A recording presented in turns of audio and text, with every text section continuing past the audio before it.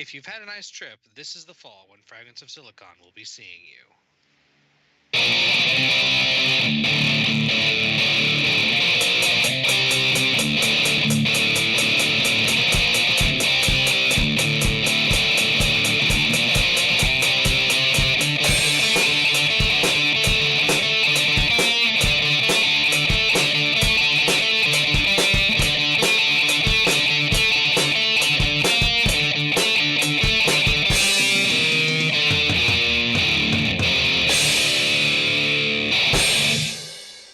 All right, welcome to another installment of Fragments of Silicon. For the live audience, I want to apologize for we're starting a little late. We've been dealing with some technical problems that have not been able to be ironed out. Um, I have no idea if they are going to be ironed out. We have a bunch of footage here, but we have no way to play it, like currently. Like I'm sure Petty Fan will be fiddling with that as we go along, but anyway, on that note, we've got a lot of ground to cover tonight, so we're going straight to the interview. Joining us this week is Jeff Probst of Hidden Path Entertainment. Hello. Hello, how are you doing tonight? Doing really well. Thank you guys so much for bringing me on. No problem, no problem. Right, so we like to start by asking people how they got started in the realm of video games. What first sparked your passion, both on a personal level and a professional level? Well, I mean, I've always enjoyed video games. As a kid, grew up in the Atari 2600 era and going to the arcades and spending the few quarters that I had and so forth. But for me, I didn't think games was even an option for for a career. I had studied some computer programming. I had done some math and science, and I thought, oh, I'll build airplanes. That'll be cool. And so I went off to the go to college and go for aerospace engineering. And I thought it was all going to be about airplanes. Over the time and taking classes, I ended up learning that I liked space stuff actually more than aircraft stuff. And so I started working with people on spacecraft stuff and worked for a professor in the labs. And he ended up asking me to stay, and I ended up staying and doing all sorts of research and actually getting a doctorate in aerospace engineering, doing spacecraft propulsion research. While I was doing that, I was able to have free tuition through the school while I'm working there, and I also took film classes because I loved entertainment. I loved technology and I loved entertainment, and I figured tech was going to be the job, and entertainment was going to be the hobby. And anyway, one day I'm working in the spacecraft industry. I've probably been out of school a year and a half. I'm taking a flight for the job. They had me flying a lot and talking to different people about different satellites and different systems that we'd put together. And on one of the flights, I sat next to a producer from Sierra Online who was making the next King's Quest game, and he really badly needed programmers. And after the flight, and we both got back to Seattle, we went out to lunch, and they made me a job offer.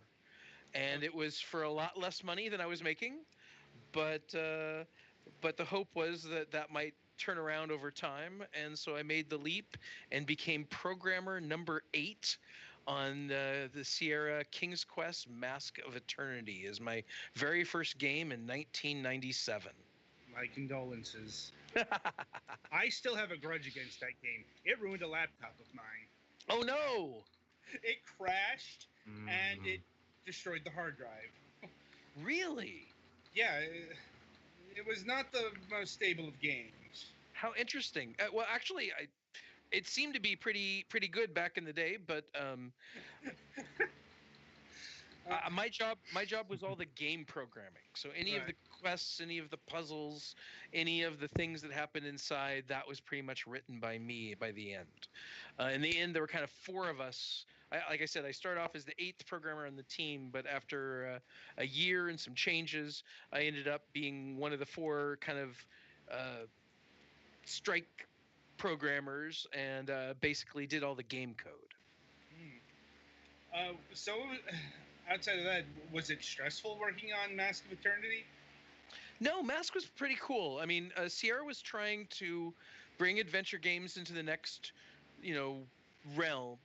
And Mask of Eternity was weird in that it was part Tomb Raider, part Diablo, and part King's Quest. And I think because of that, because it was trying to figure out where adventure games would go in the future, it never made any one audience really very happy. It actually had some decent action stuff.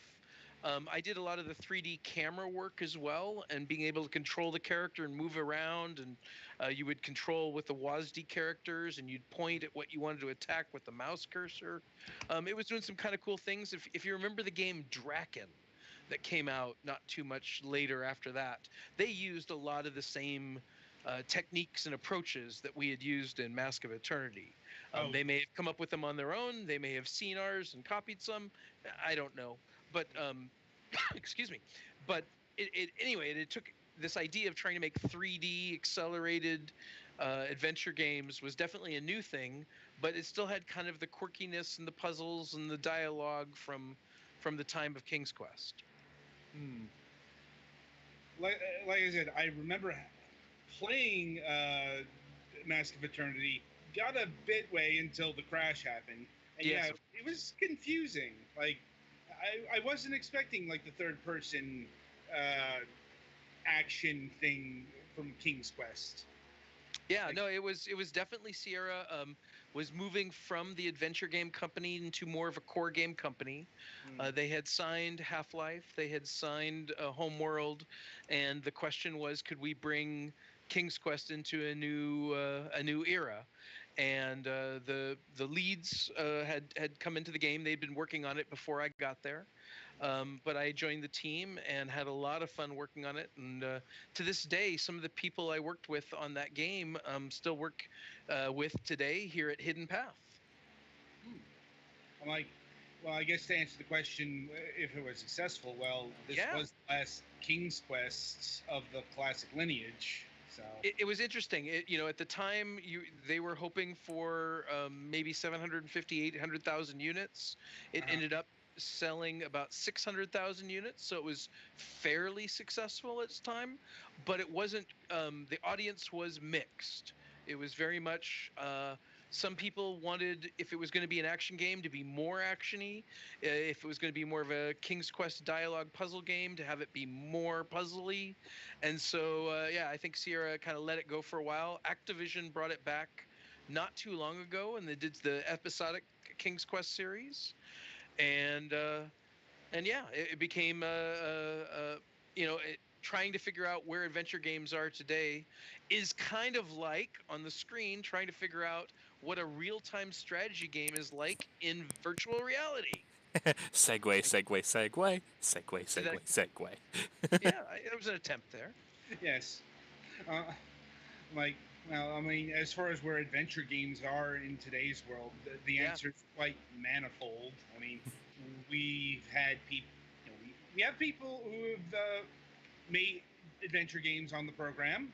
Like, some of them notable, some of them maybe not so notable, but still, making adventure games. Oh yeah. No, and there's so many different kinds of adventure games, right?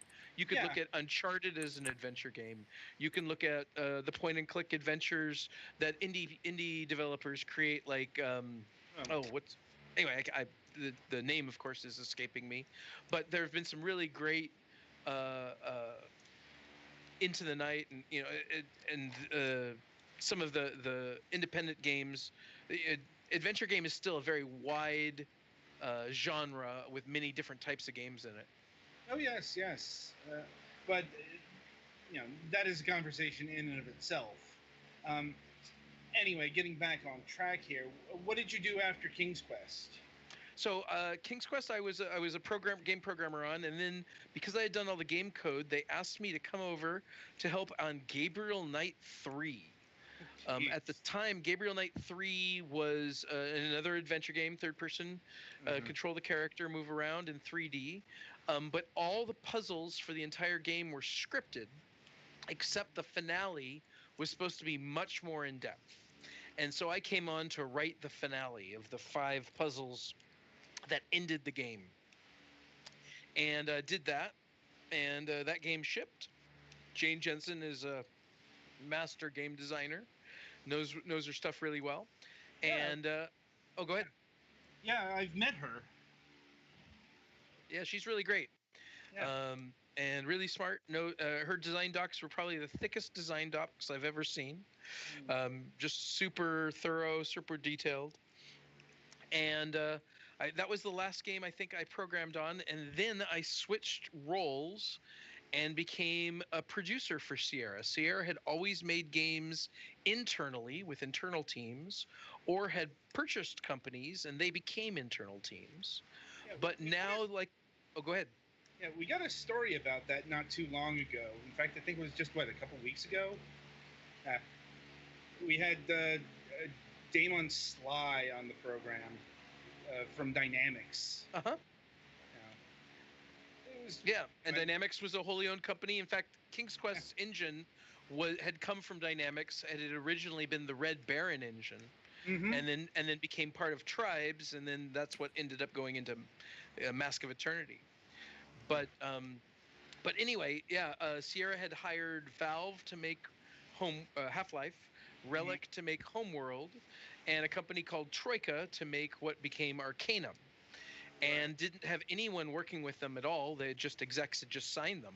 So one day I'm getting out of an elevator and the head of the studio says, "Jeff, you always talked about being a producer and you had worked on spacecraft programs. Why don't you become our first external producer? Go figure out what that means." And so it was actually a wonderful, wonderful experience. I'm at 1,000-person company that's still in some ways at that time run like a mom and pop company. And all of a sudden, we've signed these other companies, and we've got contracts, and we have extensions, and we have milestones, and maybe they have audio on site, or maybe they're depending on us for audio. I learned how we make manuals, how do we print discs, what do our P&Ls look like. I basically learned at that time the entire business model of games at retail, and how we printed them and how we made them and what needed to happen, and then figured out with a bunch of other people how we were going to work with these external companies and follow through on the contracts that we had done, and ended up producing like 20 different titles for Sierra over the next several years. That sounds elaborate. It was a lot of fun. It was very intense. This is when, I mean, programming for games is definitely, it can be intense, and that time at Sierra it was, but producing is where my life really kicked into gear.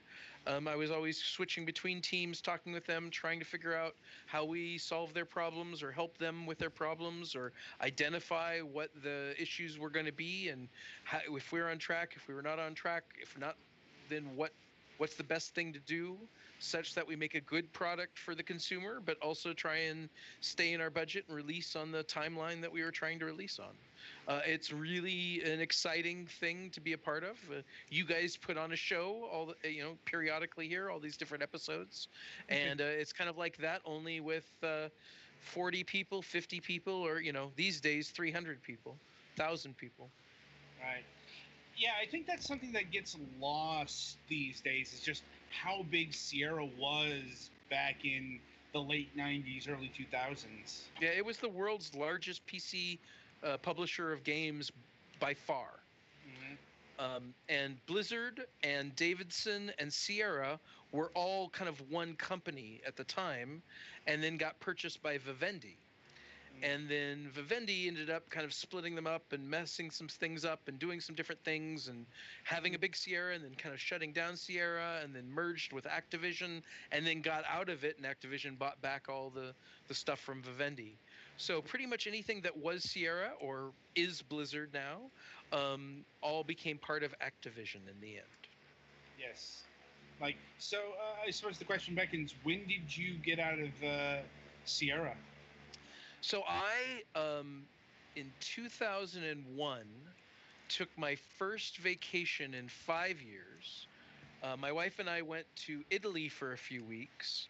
And in the middle of our Italian vacation, A person I worked with called me somehow that knew which hotel I was going to be at, left a message, and said, "Okay, the president of Sierra has been fired. The head of Havas, which is Vivendi's holding company that owns Sierra, has been fired, and your boss, the head of All Core Games, has been um, uh, led out of the building and is no longer going to be working there." So basically, everyone who I reported to all the way up was no longer at the company. And could I be on a call tomorrow? So I go to the hotel and I show up being ready to have a phone call, and no call comes. And so for the next week and a half, I wonder if I'm coming back to Sierra to have a job or anything.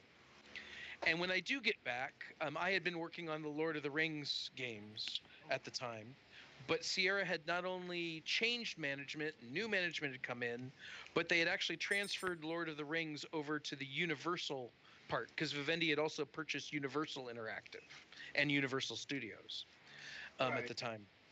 And so they were going to manage Lord of the Rings now. So all the people I worked for were gone. New people were there. They didn't know anything about me. The franchises I was working on were gone or moved or discontinued. And so for about 3 months more, I stayed at Sierra and did some research about some things we could do and some proposals. But in the end, they kind of went through some layoffs, and I ended up joining that. I ended up joining a small developer in the area that I had worked with. Ironically, on the Lord of the Rings game, they had been the developer that I had been overseeing. They then got hired by Universal to continue working on the Lord of the Rings game, and they asked me to come help negotiate their new deal. It was really bizarre.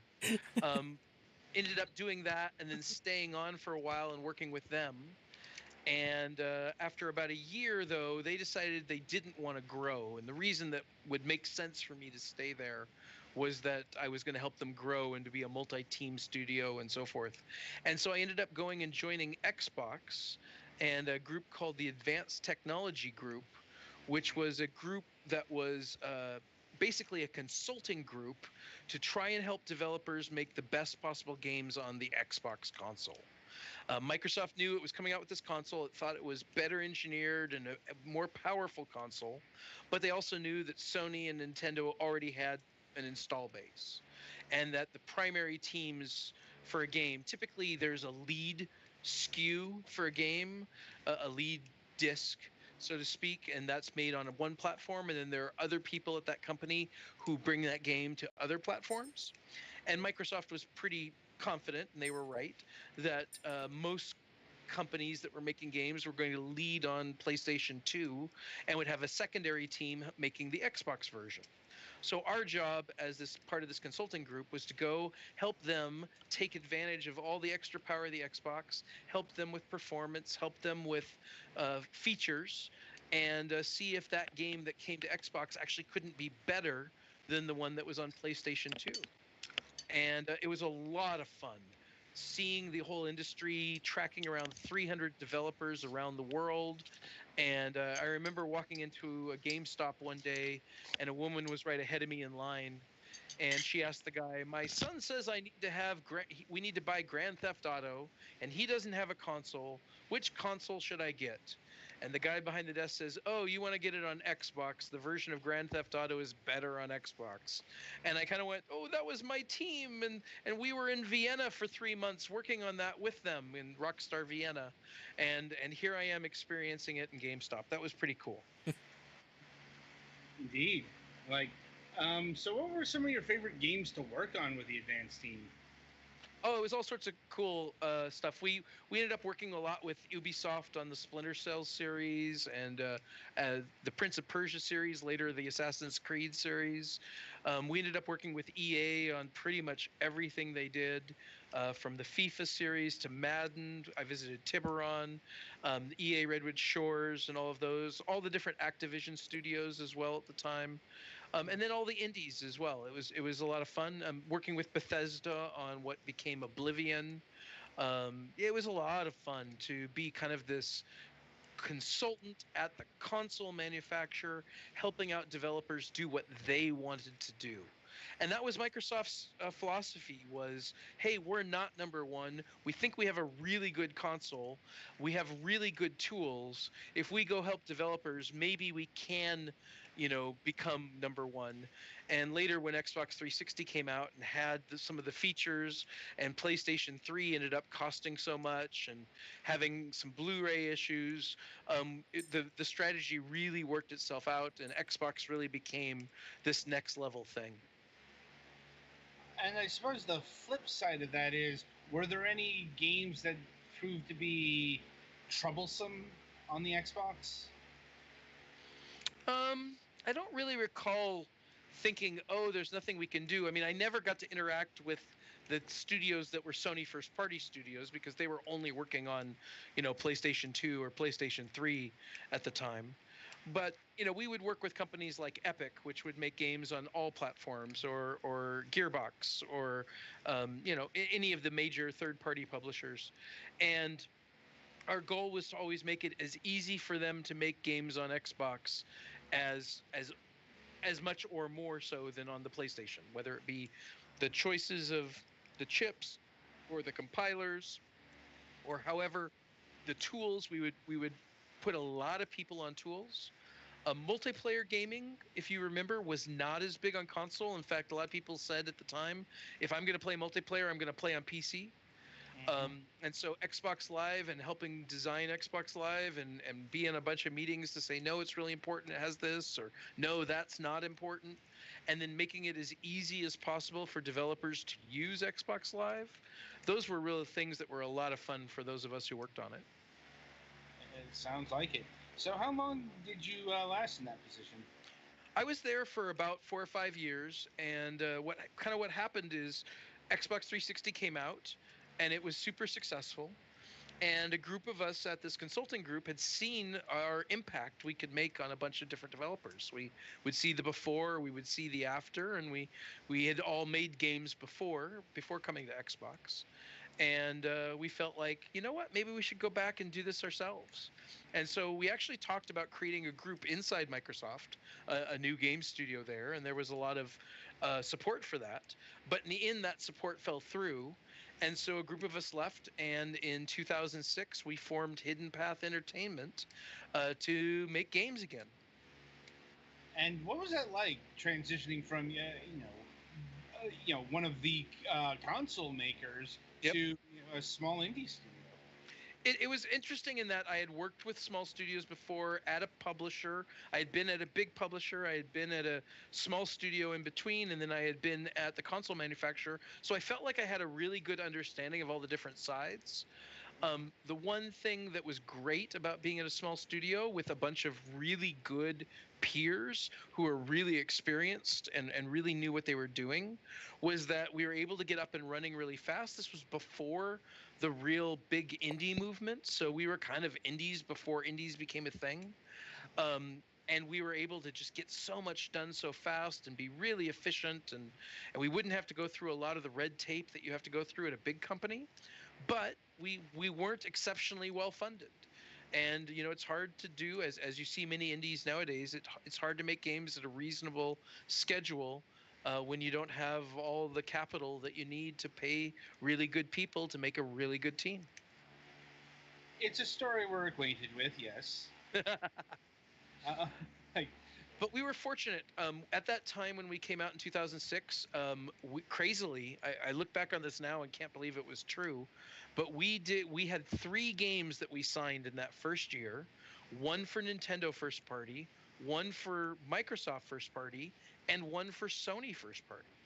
So to my knowledge, we were the only developer I've ever heard of who worked for all 3 first party groups at the same time. how did you manage that? There weren't that many independent studios. We were a bunch of people that people knew because we'd gone around and been consulting, so we were really well connected.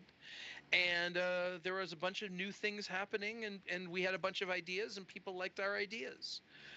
Unfortunately, none of those 3 games ever really shipped. The Nintendo game, there was a time, normally Nintendo had really only worked they kind of go in waves. They work with some American developers, then they don't, then they work with some American developers. And this was another wave where that time they hired 5 different American developers.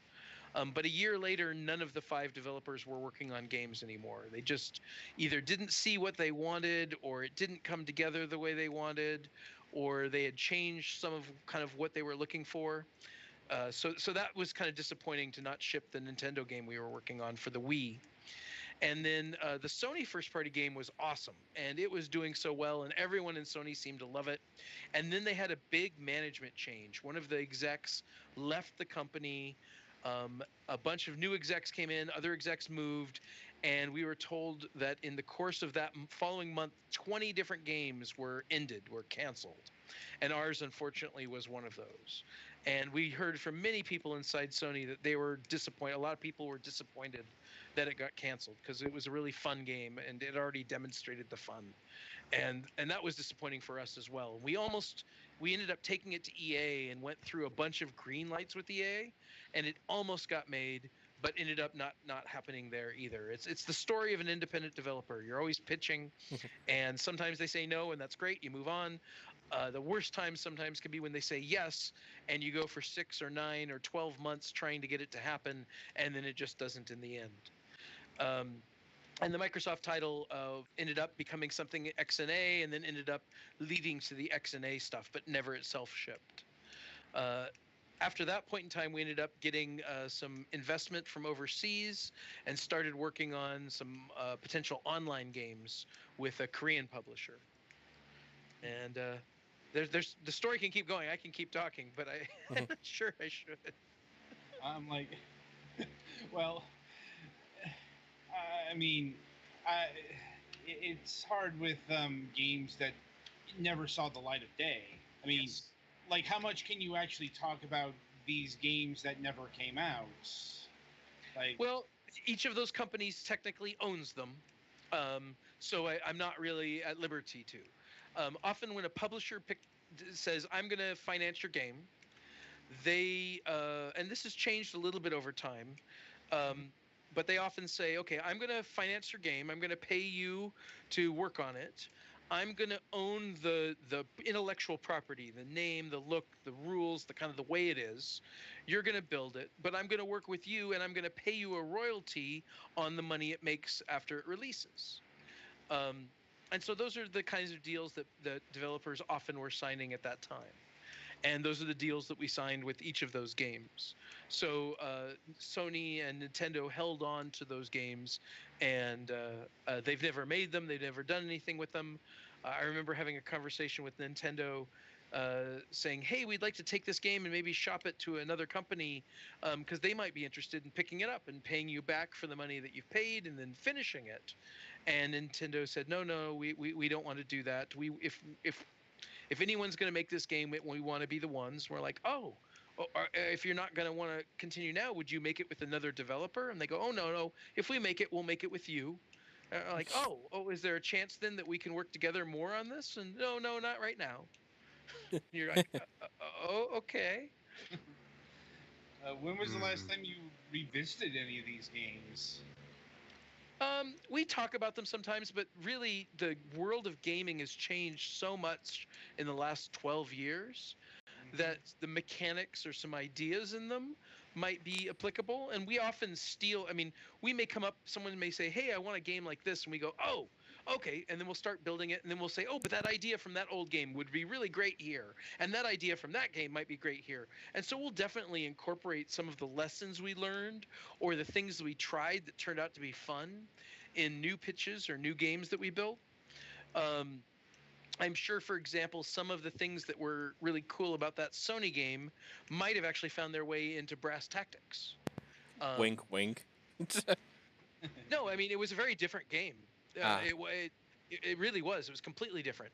But the pacing and some of the way you controlled things and some of the way that the visceral responses that really worked in that game actually informed some of the things I know we did in Brass Tactics. And, well, I suppose we should speed ahead to your, as far as I know, your first completed game, and that's Wits and Wagers. Pobst. Yeah. Like, Yes, Wits and Wagers. It's one we don't talk too much about because we were kind of frustrated with the whole experience. Basically, Microsoft had decided to do a new initiative for family games, and they were going to get behind it, and they were going to do all this marketing, and they were going to do this really big thing. And they had a conversation with us, and if we would go and pitch them a game that would fit this category, they would give us an Xbox Live Arcade slot. And those were extremely rare at the time. The Xbox Yeah, this Live was Arcade before slots. they opened up the floodgates. That's correct. This is when you would only get one game per month, or maybe 2 games per month would release. Then later it was 1 or 2 per week, or it was very curated. And they were very particular about the slots. They actually treated the slots almost as if they were paying you to make the game with some of those same requirements, even though they weren't paying you to make the game. And so we raised enough of our own money from these other projects that didn't work, and we had saved money along the way, as you do. And we invested some of it in making Wits and Wagers, and we put it together, and Microsoft was all excited, and we released it, and they canceled their entire initiative. So it kind of came out to a ho-hum, hey, here's a multiplayer party game for people, but without the big push or without the big Microsoft initiative behind it. It really wasn't much of a big deal. It's one of the games that uses the big red button controller. Yeah, we supported that because that was going to be a part of the big initiative. And in the end, it really became the CNET controller. CNET was another game that came out, I think, 9 months later that they were really pushing for to be part of that kind of initiative. Right. And that is unfortunate that your game... Yeah, go ahead. That your game kind of fell with a thud, It does happen, and it's one of those things where if you pick up the game and you want to play a 4-player multiplayer game on the on Xbox, and you want to have trivia, and you want to, there were some fun things to do with the little characters and all of that. There was a lot more design and effort into that game than it met the eye. But it was one of those things that it wasn't necessarily the game you were looking for. Around that same time, we were approached by an engine company, Gamebryo at the time, who really wanted to see Gamebryo used on Xbox Live Arcade. So they offered to give us the engine for free if we could do something more compelling on Xbox Live Arcade than was there prior to that. And that's what really led us to what we kind of consider our first real Hidden Path game, which was Defense Grid. Right, and I think that's the first trailer we got here. Yeah, you might have Defense Grid 1. Yeah, give me 1 second. Yeah, thankfully we got our technical problems sorted out while the interview was going, so we can show you footage now. As soon as it's queued up. All right, it should be good to go. All right, well, hit it.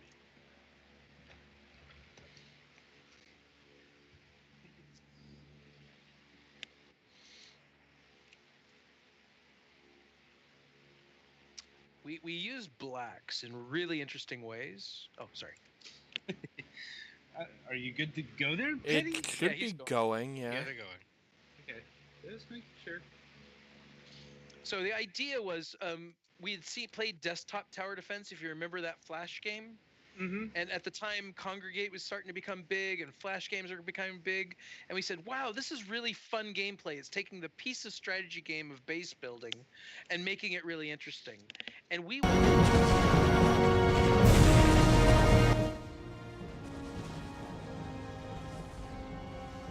Petty fan. Apparently, this incognito mode mutes the sound.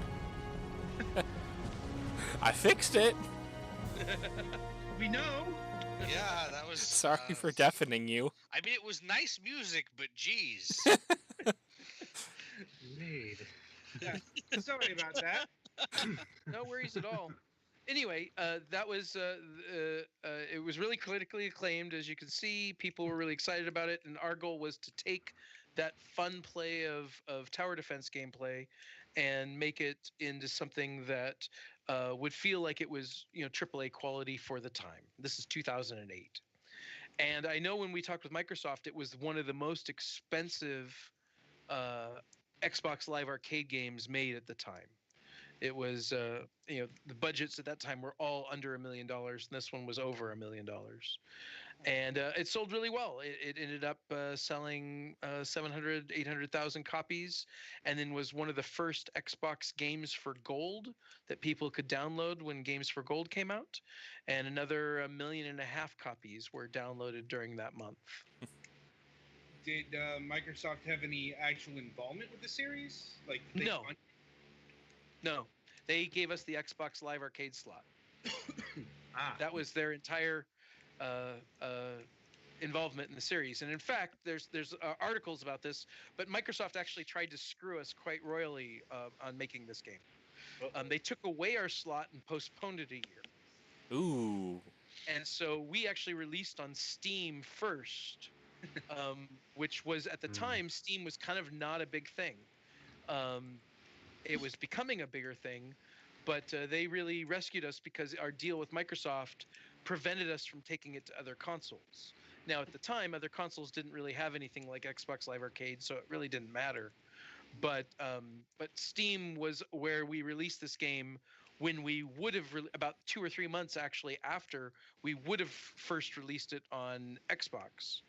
But Xbox had a management change, and that new person wanted to actually release a different tower defense game first, so they wouldn't let us release for a year on their platform. Wow. That's fine, but we still have people to pay. That's exactly the situation, and that's why we were going, okay, what the heck do we do?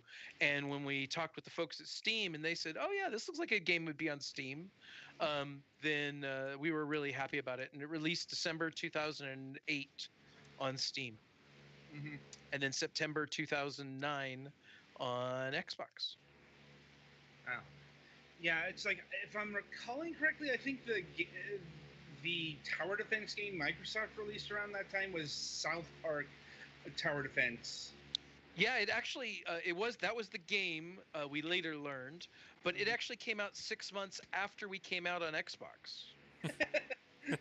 So even though they delayed us a year, they actually didn't delay us enough to come out after the South Park game. Great job, Microsoft. Good job. Well, game development is a hard thing, yeah. and I think this exec was kind of new at the time and didn't understand some of the details and the portfolio control. And at the time, I think Microsoft was trying to have too much of a portfolio control. I love Microsoft, I really do. I'm not trying to belittle it, but it was one of those situations where we felt they had made a incorrect decision, and we definitely were harmed by that decision. So it impacted our livelihoods. Yeah, I gotta admit that the regime around that time isn't one of my favorites. There's a reason why many of those people aren't still around. Well, it's like that more has to do with a lot of Microsoft developers around this time got axed, like really good development teams like Ensemble and Aces. Yep, that's right. So they were going through. So what happens at Microsoft, and you can kind of have a better understanding, I think, is that when there's a first-party group that's making games, sometimes their charter, as the company sees it, is to help the consoles sell games and have a great portfolio for the consoles. And then they go and they do that. And then they compare it to the companies like EA or Activision or Ubisoft who sell games on multiple consoles. And they go, why aren't you making as much money as them? You should be more efficient with your money. You're spending too much and you're not getting enough revenue. And all of a sudden it becomes much more of an ROI, bottom line, profit and loss. And so then they cut people and they close down some studios and they focus. And then they start building again. They go, wow, we don't have enough content. And then they go and they buy studios and they add people and they grow. And then they say, wait a minute, you're spending too much. And then they kind of shrink down. And as you've heard, Microsoft's been buying studios again. We're back on a growth spurt to try and make sure we have a better portfolio. Yeah, this is why we had the trepidation in the EA thing, for those of you who were wondering. Yeah. Anyway. No, and because of the Game Pass, there's a good chance that they're going to need a better stream of content, and that maybe they'll get out of this cycle. That's the hope. Well, I suppose the question beckons: did Microsoft ever try to approach you with a purchase plan? No, we haven't talked with Microsoft about being purchased. I think it would make more sense for us to be purchased if we had a title or a game that people really wanted. And I would say most of the conversations that people come to us for right now, I mean, there's two kinds. We haven't talked about some of the things we've done in the past, but the biggest thing that we've ever done was obviously after we released Defense Grid on Steam, Valve was really excited about it. They thought it was really cool. They loved this expansion, so they gave us excuse me. They gave us the opportunity to use Portal and Defense Grid, which was really kind of them, after we had been part of the Portal 2 kind of launch alternate reality game. And then they started talking to us about working on Counter-Strike. And we ended up at Hidden Path building Counter-Strike Global Offensive for them. And that ended up going fairly well. And Valve has since that time pulled it in-house and managed it and built in on it and added onto it and grown it themselves. They've done a heck of a job. But it was really fun to help build that foundation for them and for that game. So often when people come and approach us and talk to us maybe about whether it's doing something special for them or the possibility of acquisition or whatever, it's often about because of our Counter-Strike past. Makes sense. Yeah, and I believe we have we got some Counter-Strike footage. I know that. Yeah, we have Counter-Strike footage. Yeah. And it was interesting working on Counter-Strike. It was at the time it was a scary thing to work on because Rated M for was mature. divided into 1.6 audience and the source audience, and no one was sure if you could bring those two groups together. They hated each other as much as Mac and PC people hated each other. I remember some of the 1.6 purists. Yeah. And so we worked really hard to build a version of Counter-Strike on the Portal 2 engine that was really data-driven and architected in a very different way that Counter-Strike had been architected before, so that we could really iterate and tune and change all the way it felt. Is the movement more like 1.6 or source? Is the jumping and the bunny hopping or the different exploits, are they more like 1.6 or source? And then trying to find what really fit and was the best feel of game. And we ran 8 months of beta to really bring in the audience and make sure that we got their feedback so that we were building the very best Counter-Strike possible. And we were thrilled in the end when CSGO released. It actually became the CS that most of the 1.6 players and most of the source players flocked to, rather than be breaking the audience in equal thirds, which was the biggest scary fear. Understandable. Did you ever use anything from the canceled Counter-Strike Ground Zeroes? No, we built. I mean, Ground Zero and Condition Zero, and there was another one. Anyway, there were 2 or 3 other Counter Strikes. Interestingly, we at Hidden Path knew about them because one of them was done at Microsoft, and we in that ATG group had helped them. Another one was done by a separate group, but some of those people had actually joined us at Hidden Path, and we knew about what they had gone through. And then I had worked with Valve, when I was at Sierra long ago. So it wasn't like we were super close or knew each other really well, but there was a level of familiarity. It's like, okay, I know who these guys are, and I kind of know what they care about and what's important to them.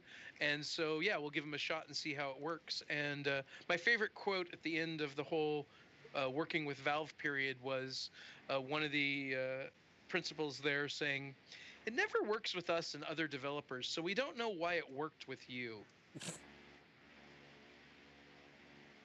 Which I took as a Valve compliment. Yeah, I mean, it's definitely, I guess, better than the alternative, but... Yeah, well, it's a different organization. Valve is a very unique group of people. They're very focused on players and what they believe is best for players. and they worry that other people have different motivations or different objectives, and they know what Valve's objectives are and what their focus is. And so I think we were really pleased that we were able to align with their objectives and make something that really fit with what they wanted at Valve. Now, did you work on any of the post-launch content? Not really. That was mostly we had designed. So we had worked on a bunch of content that was released post-launch, and we had designed some of the things like the skins and some of the items and how that was going to be done. At the time, Team Fortress and Dota were starting to combine their economies, so they didn't want Counter-Strike to have items and be an item transaction part of the economy yet until they figured out how Team Fortress and Dota work together. But once they did do that, then they started using a lot of the stuff. So we saw a lot of things that we had worked on release over time, but it was Valve doing the releasing. And then we saw Valve release a bunch of things on their own as well. And did you work on the console versions of CS:GO? Yeah, so when we released it in 2012, we did the Xbox, the Linux, the Mac, the PC, and the PS3 versions all came out of Hidden Path. There were a couple people, some experts out of London, if I recall, who helped on some PS3 optimization because they had been EA PS3 engineers before and were starting their own company, and Valve connected us with them. And they helped do some performance optimization because PS3 was really different. We knew some of it, but they were really, really good. And together, we worked well together. But otherwise, pretty much all of what you saw for the initial release on all the platforms came out of Hidden Path. Wow, that's impressive considering we're talking, what, 5 versions of the game? Yep. Now that is a workload, and I'm guessing that the Source engine was fairly easy to work with across the platforms. No, not really.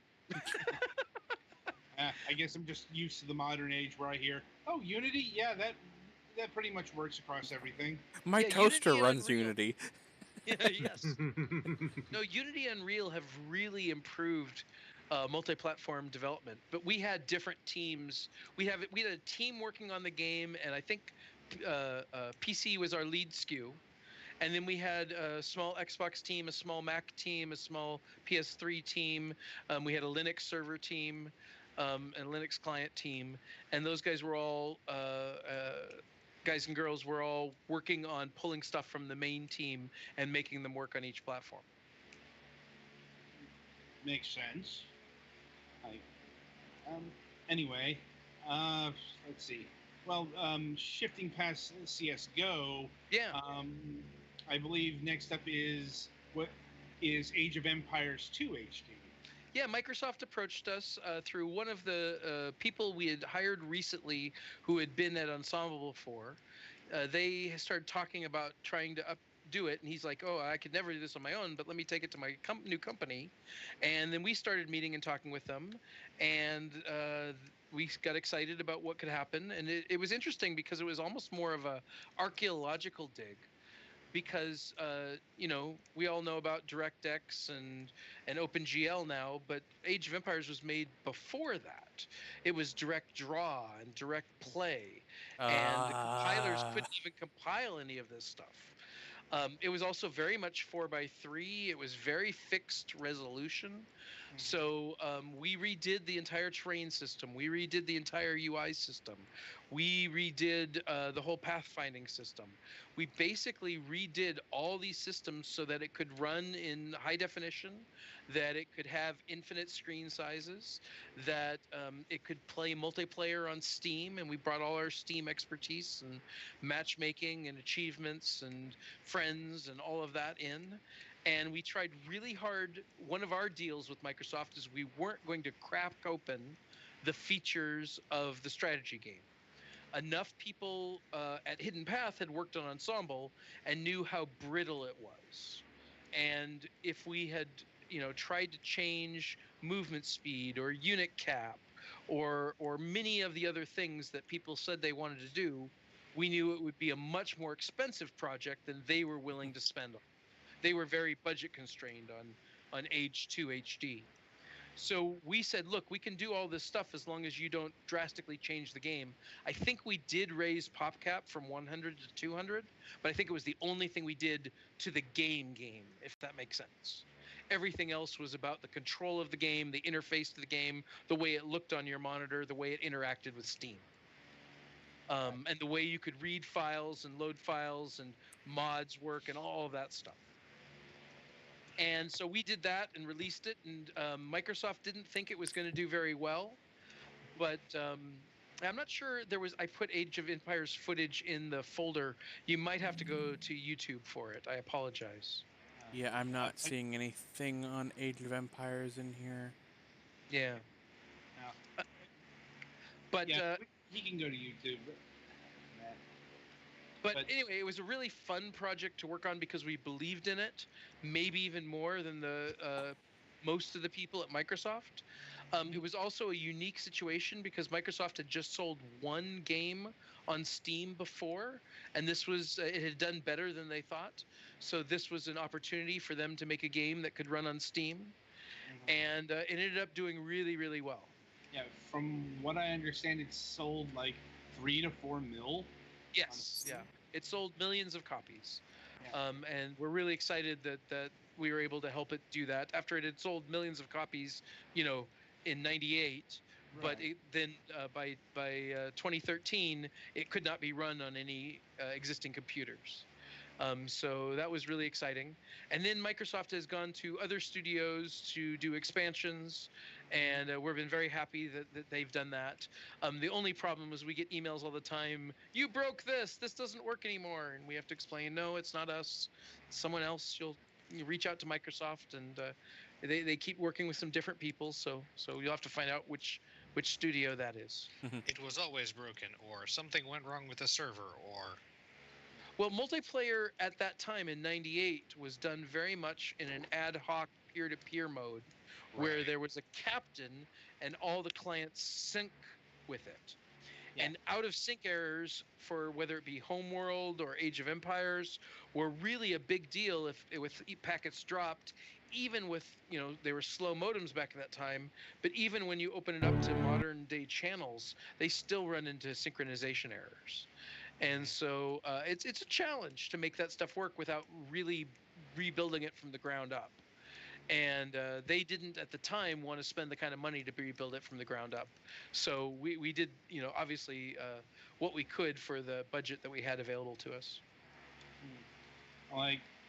Did Microsoft approach you first to do any of the AOE 2 HD expansions? We had some conversations with it, but we had received other projects that were original in nature, and we're going to most of the time emphasize doing original content here if we can. Makes sense. And I'm trying to think if Microsoft moved AOE 2 to the Windows Store yet.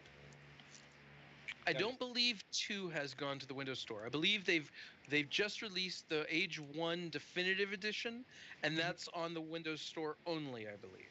Right. And they also have Rise of Nations Extended Edition on Steam and Windows 10. Oh, there you go. Okay. Didn't know that. These different things are on different platforms, and it can get hard. It can be hard to keep track of them. Well, UWP is definitely a really interesting technology, and I was really interested to see the other day Microsoft say that Office was going to stop using UWP. So we'll see what happens with that. But that's what the Windows 10 Store and things that are only on the Windows 10 Store really typically has to do with the UWP libraries. Right. And anyway, so your next project was Defense Grid 2. Yes. So we ran a Kickstarter. It was the thing to do, hoping we would raise enough money to make Defense Grid 2. We did not raise enough money to make Defense Grid 2. We raised enough money to build an expansion for 1. and we did that, a full story expansion. So we did that with voice talent. We had Alan Tudyk and Ming-Na Wen and Jim Ward, who had done Fletcher. And we built a really cool expansion and released that and made sure everyone got that. And we promised anyone who had backed, if we got the ability to do 2, that they would get it. And then an angel investor came in and said, yes, let's do it. And so that moved it forward. And then 505 Games came in and said, hey, since you're doing this, why don't you do it also for Xbox One and PS4? So the angel investor helped us make it for PC and Steam, and then 505 helped us bring it to consoles as well. And we really got to go to town on this one. We got to add a lot of the features that we had wanted in the first Defense Grid. We got to support all sorts of new graphics technologies and really try and make it a really immersive experience. And it did well for us, but not as well. Steam had become much more crowded at that time, and also the day we released, Steam changed their entire algorithm on what they launched. Yes, we were unlucky in love on that one. Them algorithms. Yeah. So it became the whole the recommendation thing the day we launched, which was really an error in timing, I guess. Our pre-orders were really strong, but I think we launched with a little bit of a too high a price at the time. And at the time, people thought that indie game prices were going up on Steam, and it turned out they were not. And so I think we released a very good game that unfortunately didn't quite sell as well, but its reviews were strong and people enjoyed it. We also did something we probably shouldn't have done, which was we spent a lot of effort on multiplayer. We supported a lot of co-op and a couple different modes of co-op, and on PC a versus mode. And those were not widely played, but unfortunately, if you guys know anything about multiplayer development, multiplayer tends to be pretty expensive. Mm-hmm. And I think we would have made the game a lot less expensive and maybe even more simply if we hadn't gone down the multiplayer route. And that's one probably lesson we learned, is that Defense Grid is best played as a single-player game. That is unfortunate. Yeah, couch co-op might have been cool for it, but multiplayer and online just brings all sorts of different TCRs and requirements. And our online stuff worked great on Steam and on PS4, but on Xbox, there was something happening on the Xbox backend where people often couldn't match. And we talked with Microsoft all this time. We could never repro it in their development environment. And to this day, it kind of happens or doesn't happen, and it's not even clear why. It's kind of weird. What engine is Defense Grid 2 on? Is it still Gamebryo, or is it like... It's not. It was our own proprietary engine. Basically, we had looked at Unreal 3, and at the time, Tim had said, no, if you're doing a top-down strategy game, you don't want to use Unreal 3. And so we started, and actually we had another investment from overseas, and we were going to build a fairly large strategy game. And so we started building the engine for that. That ended up not happening. That publisher ended up changing management, and they stopped working on North American games. And so we had that engine then to take and build Defense Grid 2 on. Oh, that's interesting. Well, I suppose the question is, did you end up using that engine for other titles, or was Defense Grid 2 the sum of it? Defense Grid 2 and all its different incarnations, and it has, I think we've released this game on 7 or 8 platforms now, it seems. But it's the only game on that engine. After that engine, almost everything we've done that we've worked on since then has been in Unreal 4 and or Unity. Okay. And what other platforms did you end up releasing Defense Grid 2 on? So we're working a second time for a second overseas publisher on a second large strategy game when all of a sudden Oculus approached us and said, hey, we think your game would be really good for VR. And often when people would come up and say your game, we thought they meant Counter-Strike, because that was typically the most popular conversation. And we said, actually, no, we don't think Counter-Strike would be really good for VR. And even if it was, it's Valve's game, and they have, a different VR headset. And they said, no, we mean Defense Grid. And we said, what? Why would Defense Grid be a good virtual reality game? And they said, well, some people love first-person experiences. Some people love really fast experiences. Other people get nauseated from those experiences. But one thing that we've found in our testing that almost everybody likes is kind of a dollhouse experience on a tabletop in front of them. And if they can mess with it, then that's pretty enamoring to people. And we think Defense Grid would be a really cool tabletop game that you could just kind of mess with.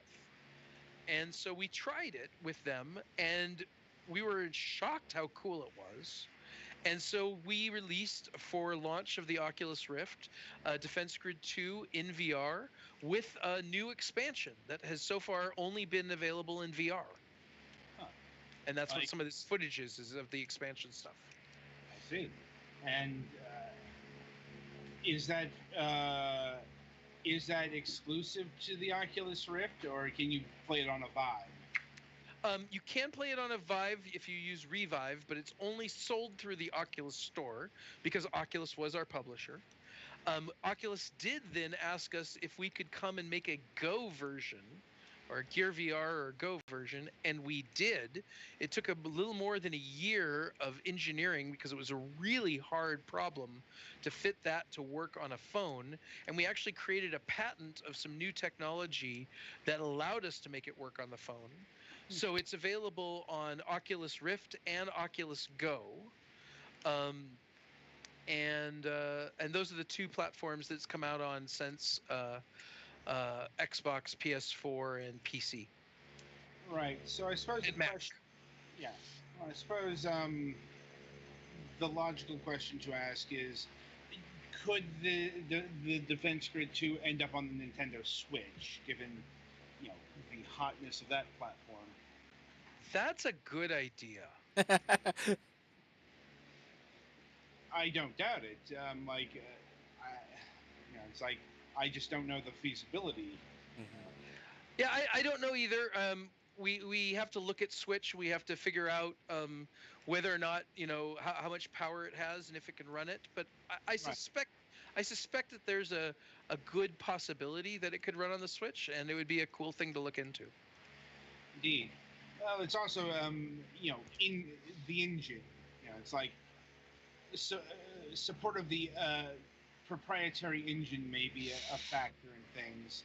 It definitely is, but it's what proprietary engines are interesting in that on the one hand you have to do all the work to make it work on a different platform. On the other hand, you don't have to work around anyone else's architecture, code, or structure to make things happen. It's all yours. So in some ways, moving to a new platform, like when we moved to Go, and that's an Android platform, we made the engine work on Android. Mm-hmm. And if you've got it working on a phone already, then there's a good chance that something similar to that version might be able to work on the Switch at least. Yeah, I'm hoping that maybe that's a possibility. Now, I have a question. Is this also going to have a version for Oculus's new standalone platform that's coming out? We are not building this for Oculus Quest. Someone told me, and I'm not sure. Anyway, I don't know is the honest answer. We are working on a title with Oculus for the Quest, but it is new and original. And Oculus has been great. They seem to like the work we've done, and that led to, we'll come back to it, but that led to Brass Tactics, that led to Witchblood, that led to several other titles. We've done many titles now for them. And we're working on a new title right now for the Oculus Quest, the new headset. And I have to say, the new headset's pretty cool. And is that Brass Tactics? So Brass Tactics is what we did for Rift. And we really push Rift hard with Brass Tactics. If you want to run the footage of that. Yep, I'm getting to it. Sorry. It's fine. But basically, they came to us after Defense Grid and they said, well, if you could do anything you want, what would you do? And we said, well, we would build a tabletop real-time strategy game that's a full-fledged real-time strategy game like you might do with Age of Empires, but build a brand new IP and create something that had that look like the opening of Game of Thrones. And Oculus was so supportive. They just said, "Cool, let's give you the money to do that." and literally and then they said, "You know what? You're going to have to really figure out all the different controls. You're going to have to figure out how you're going to control units, how you're going to move around the battlefield, how you're going to do all these things. Let's give you time to really do serious research and development to figure out how to best do it in VR."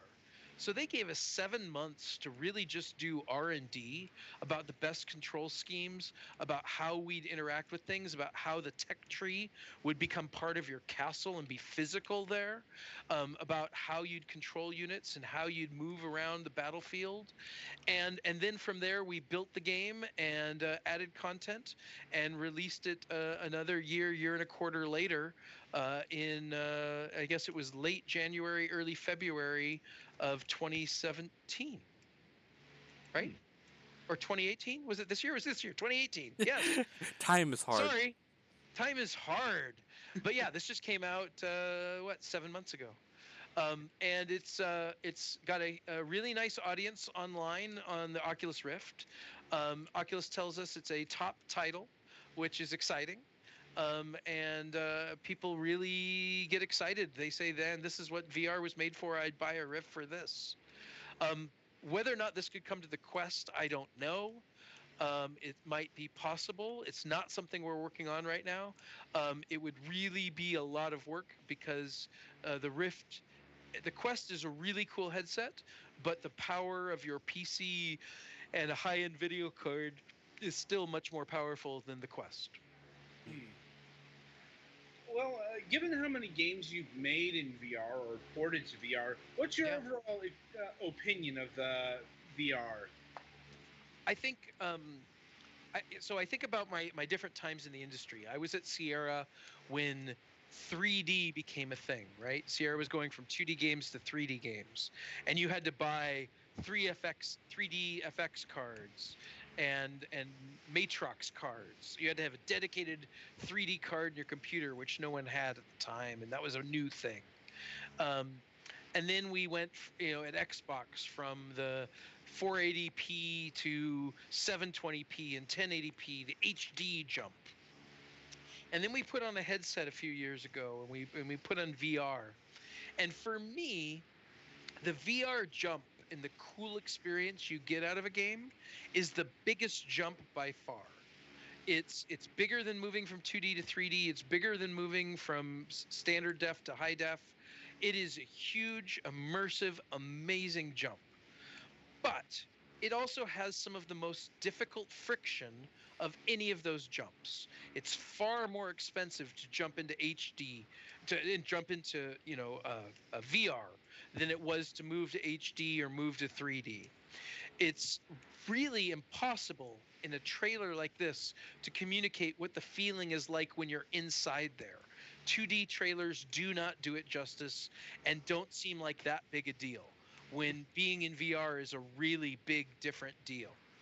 Also, it's really easy to make a bad VR game that makes people sick.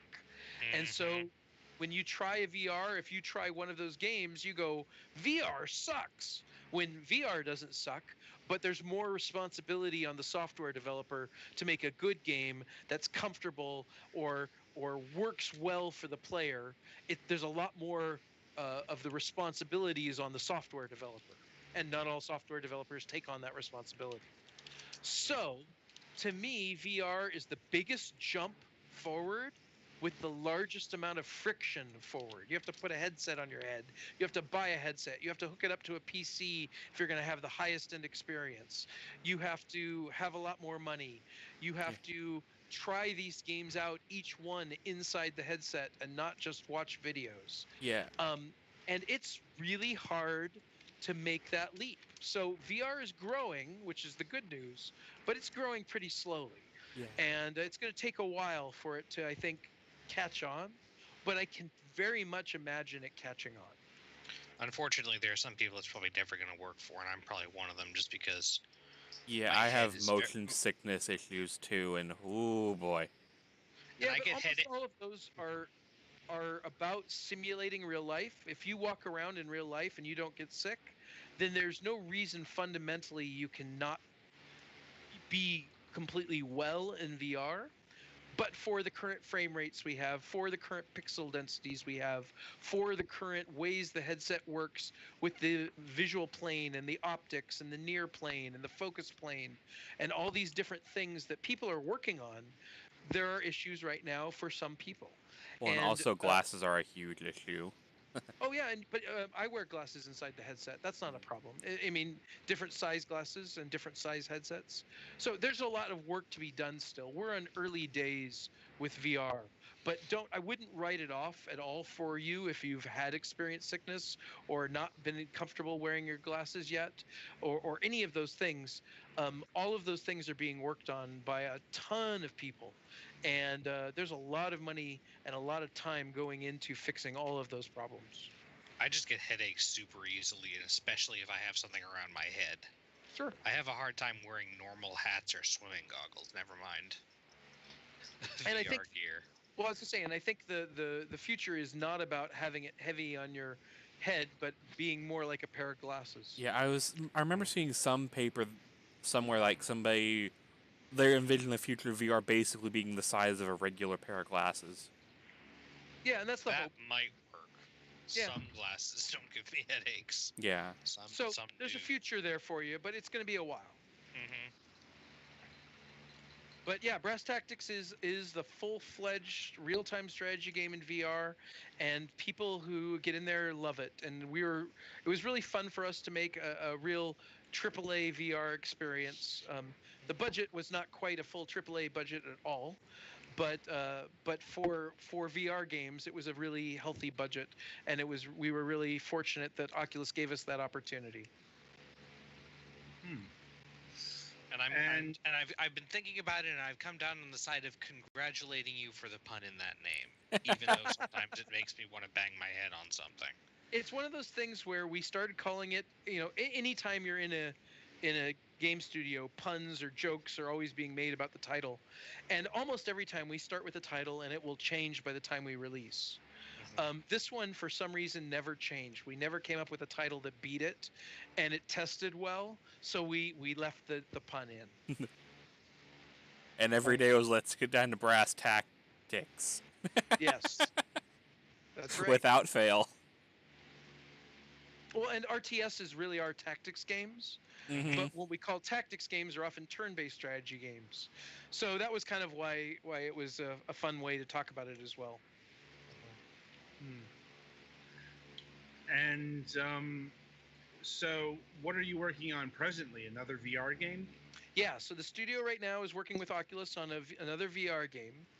And we're also exploring options right now on what we hope to be some AAA non-VR titles that would be coming out years from now. But we're trying to lock down those relationships and those opportunities right now. Right. Well, can you talk about the VR game, or is that still under wraps as well?